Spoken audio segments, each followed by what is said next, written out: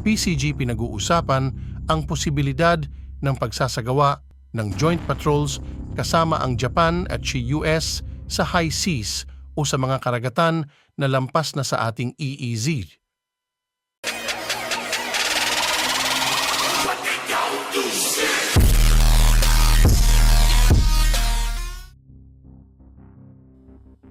Sinabi ng Philippine Coast Guard nitong Miyerkules na nakipag-usap sila sa mga kausap nila sa Japan at Estados Unidos tungkol sa posibilidad ng pagsasagawa ng sabay-sabay na patrola sa labas ng Exclusive Economic Zone ng Pilipinas o sa tinatawag na high seas.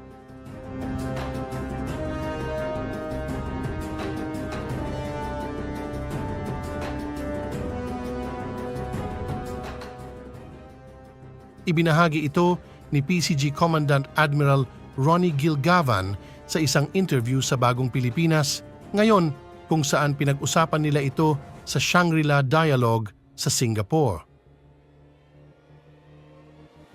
Sabi ni Admiral Gavan na pag-usapan din namin yung posibilidad na sila ay sasakay sa barko natin sa pagpapatrolya sa high seas. Yun pong karagatan na lampas na po sa ating EEZ. Ibig sabihin, pinag-usapan nila ang posibilidad na sasakay ang mga taga-Japan at US sa mga barko natin para magpatrolya sa international waters.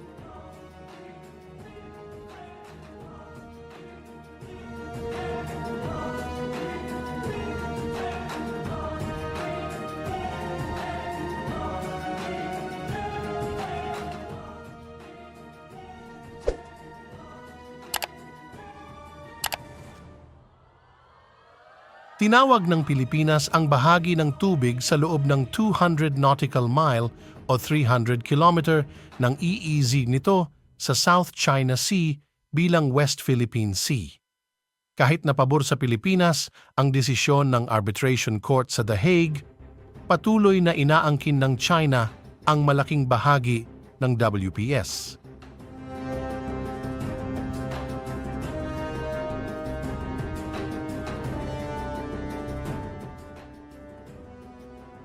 Sinabi rin ni Gavan na nagiging issue na ngayon dahil gusto ng isang bansa na mag-board sa mga bangka ng mga mangingisdang Pilipino sa area na yon.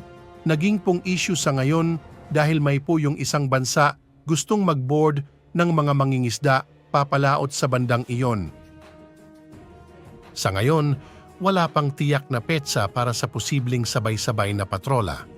Sa isang kaugnay na balita, naglabas ng bagong regulasyon ang Beijing na nagpapahintulot sa China Coast Guard, CCG, na hulihin ang mga banyagang pinaghihinalaang trespassing sa South China Sea. Sumunod ito sa isang misyon ng mga sibilyan ng Pilipinas sa WPS.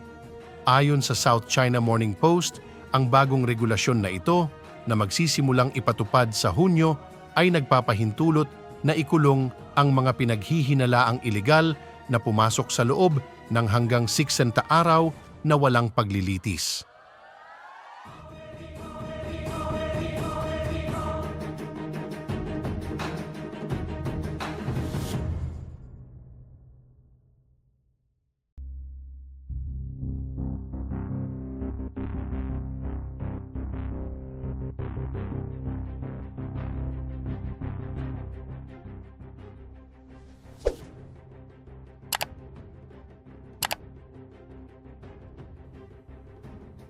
Ipinapakita ng bagong balitang ito ang tumitinding tensyon at komplikadong sitwasyon sa seguridad sa dagat sa rehiyon.